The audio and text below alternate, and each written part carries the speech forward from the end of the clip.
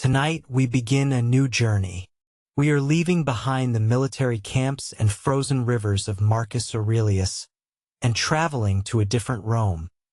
An earlier Rome, glittering and dangerous, ruled by emperors whose names still echo with both brilliance and madness. Tonight we are going to meet Lucius Annaeus Seneca, philosopher, playwright, politician, and one of the wealthiest men in the ancient world. A man who wrote some of the wisest words ever committed to paper, and who lived a life so complicated, so full of contradiction and compromise, that scholars are still arguing about him 2,000 years later. Make yourself comfortable. Let your body find its place in the bed. Adjust whatever needs adjusting, the pillow, the blanket, the position of your arms. There is no hurry. The story will wait for you. It has been waiting for 20 centuries. A few more moments will not matter. Seneca was born around 4 BC in the Roman province of Hispania, what we now call Spain, in the city of Córdoba, modern Córdoba. His family was wealthy and well-connected. His father, known to history as Seneca the Elder, was a distinguished writer and teacher of rhetoric. From his earliest years, young Seneca was immersed in the world of words and ideas. He was sent to Rome as a child to receive the best education the empire could offer, studying philosophy under teachers who represented the major schools of thought: Stoicism, Pythagoreanism, and the ascetic traditions of the East. Even as a young man, Seneca was drawn to the Stoic school. But unlike some philosophers who retreated from public life to contemplate in peace, Seneca threw himself into the messy, competitive, sometimes lethal world of Roman politics. He became a senator. He became a lawyer. He became famous for his eloquence, so famous, in fact, that his speaking ability nearly cost him his life. The Emperor Caligula, who was both brilliant and dangerously unstable, reportedly became jealous of Seneca's rhetorical gifts and considered having him killed. Seneca survived, according to one account, only because a courtier convinced Caligula that the philosopher was sickly and would die soon enough on his own. Let that image settle into your mind. A young man, gifted with words and ideas, navigating a world where saying the right thing to the wrong person could mean death. This was the Rome that Seneca inhabited, a place of extraordinary culture and extraordinary cruelty, where philosophy was not an academic exercise but a survival strategy. Seneca did not die young, as Caligula had been told to expect. But his life took a devastating turn in 41 AD, when the new emperor, Claudius, banished him to the island of Corsica. The official charge was adultery. Seneca was accused of an affair with Julia Livilla, the emperor's niece. Whether the accusation was true or was merely a political maneuver remains unclear. What is clear is that Seneca spent 8 years on Corsica, far from Rome, far from his family, far from everything he had known. Those 8 years of exile were among the most productive of Seneca's life.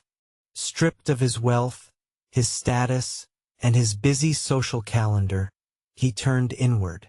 He wrote, he thought. He corresponded with friends and family back in Rome, producing some of his most profound philosophical works.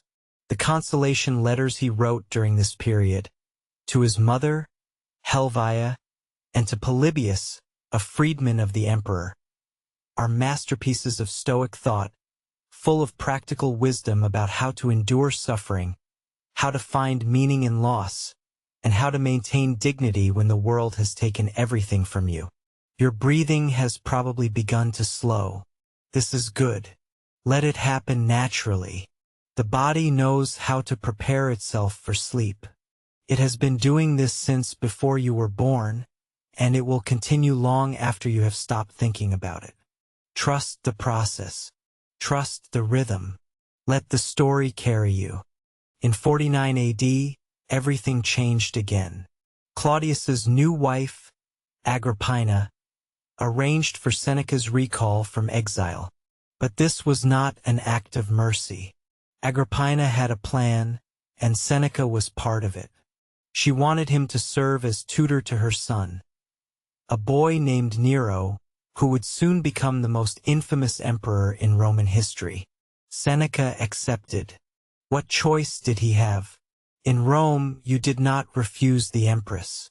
And besides, there may have been genuine hope in his heart. Here was a chance to shape a future emperor, to put his philosophy into practice at the highest level.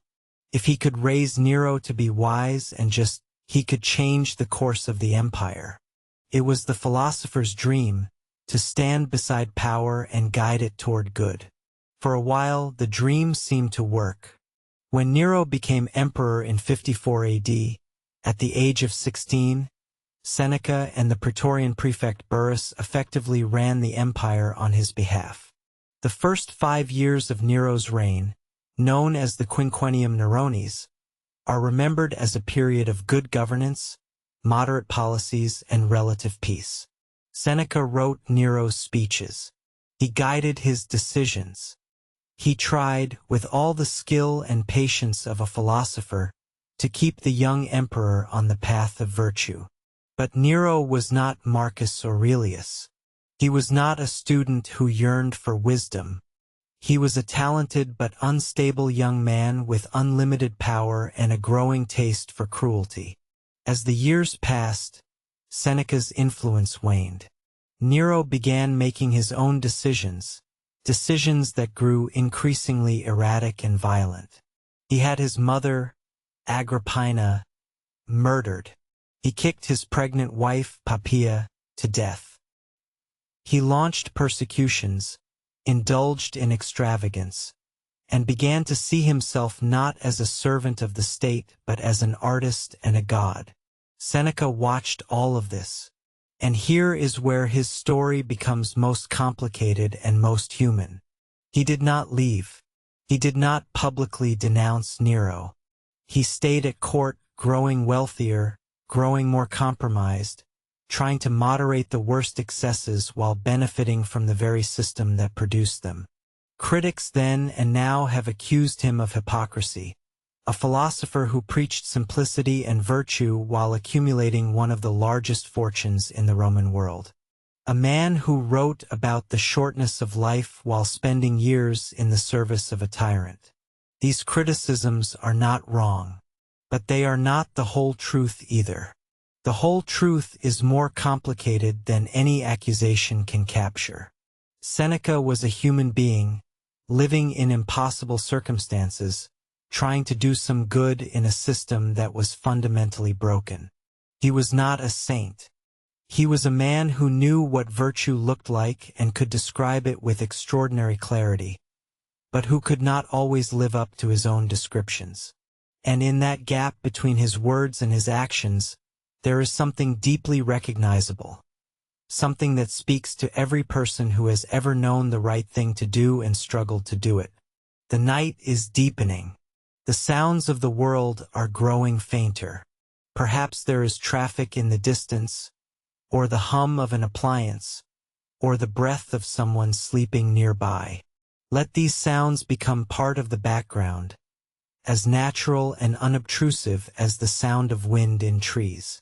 They do not require your attention. Nothing requires your attention right now except, if you choose, the soft murmur of this story.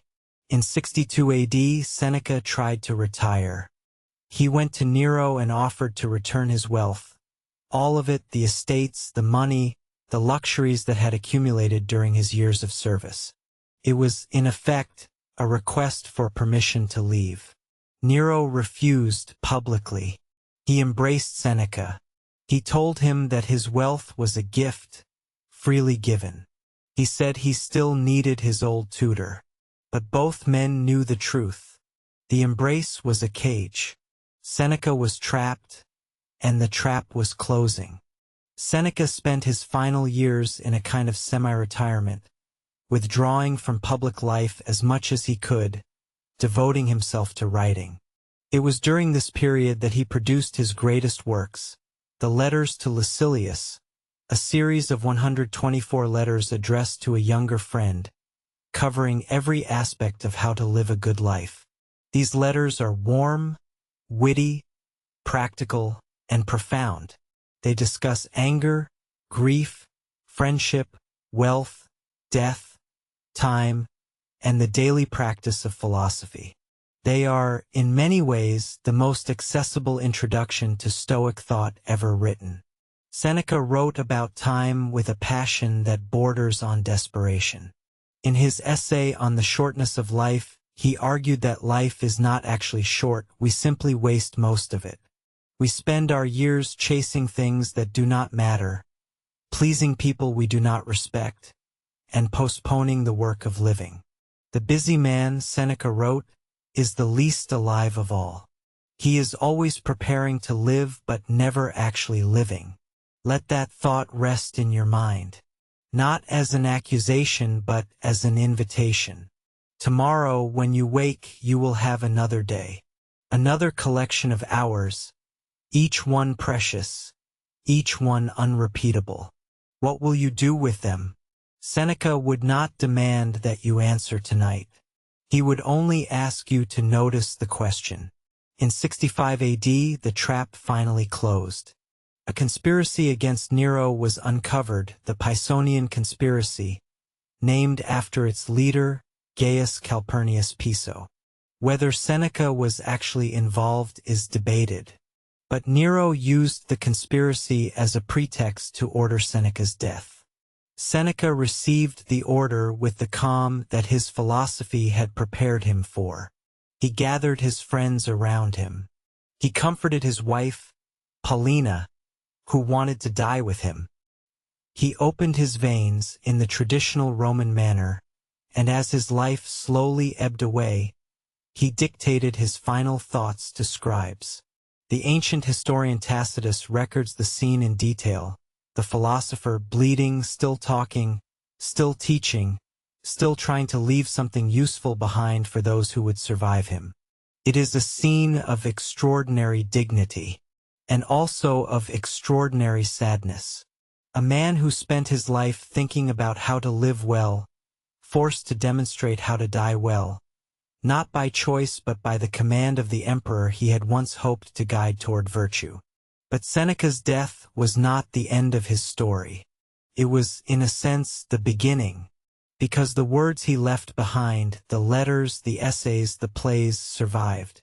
They were copied and recopied through the centuries, read by monks and scholars, kings and commoners. They influenced Christian thought, Renaissance humanism, and the modern self-help movement.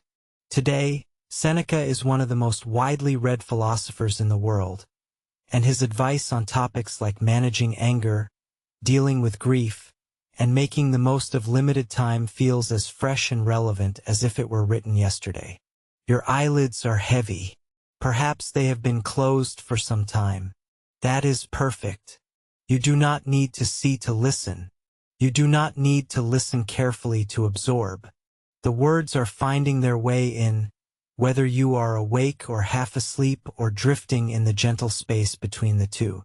In the chapters that follow, we will explore Seneca's ideas in depth. We will read his letters with him, sitting beside him in his study as he writes to his friend Lucilius about the things that matter most. We will hear his advice on how to be calm in chaos, generous in scarcity, brave in the face of death. And we will discover that this complicated, imperfect, deeply human philosopher has more to teach us about living well than almost anyone who has ever lived. But that is for another night. Tonight we have met the man. We have seen the broad outlines of his life. The rise, the exile, the return, the compromise, and the courageous end.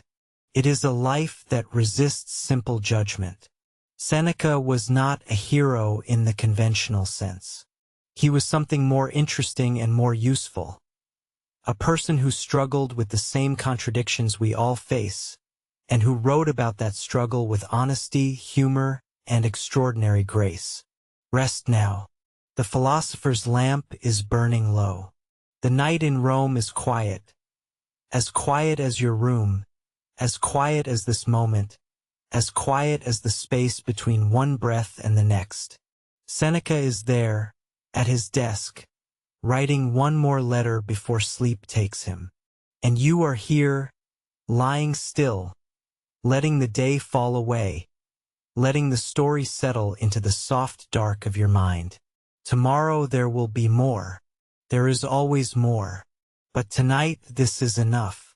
Good night. Tonight is the last chapter of our journey with Seneca. We have followed him from the dusty streets of Córdoba to the marble halls of Rome, from the desolate shores of Corsica to the dangerous corridors of Nero's palace. We have read his letters, heard his arguments, and sat with him through grief and anger and the quiet contemplation of time. Now we come to the end. Not just the end of his story, but the moment when everything he taught was put to its final test. Let the room be still. Let your body be heavy and warm. This is a story about death, but it is also a story about courage, about dignity, and about what happens when a lifetime of philosophy meets the one event that cannot be postponed or avoided. It is, in its way, the most important chapter of all.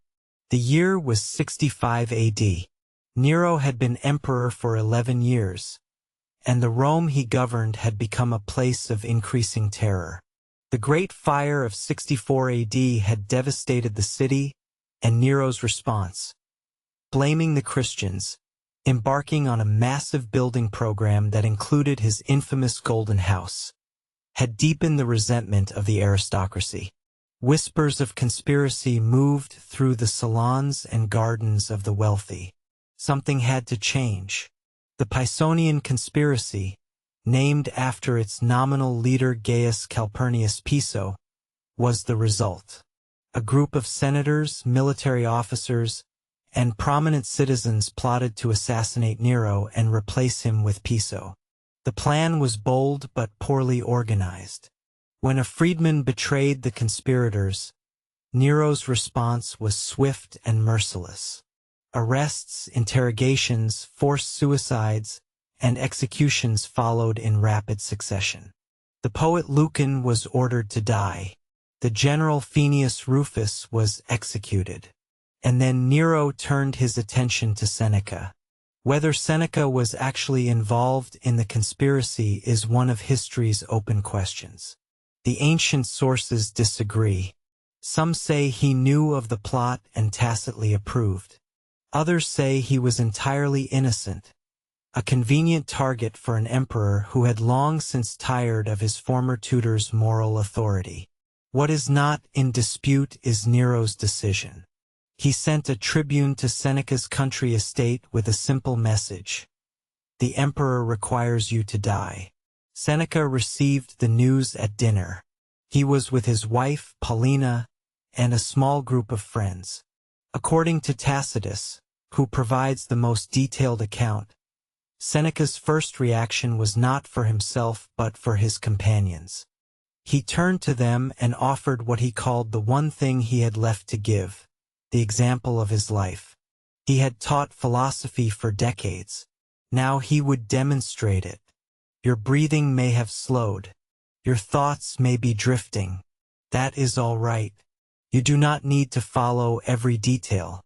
The essence of the story will reach you, whether your mind is sharp or soft, whether you are listening closely or floating in the space between waking and sleep. Seneca asked for his will, intending to make final additions. The tribune refused. Such documents were being confiscated as evidence.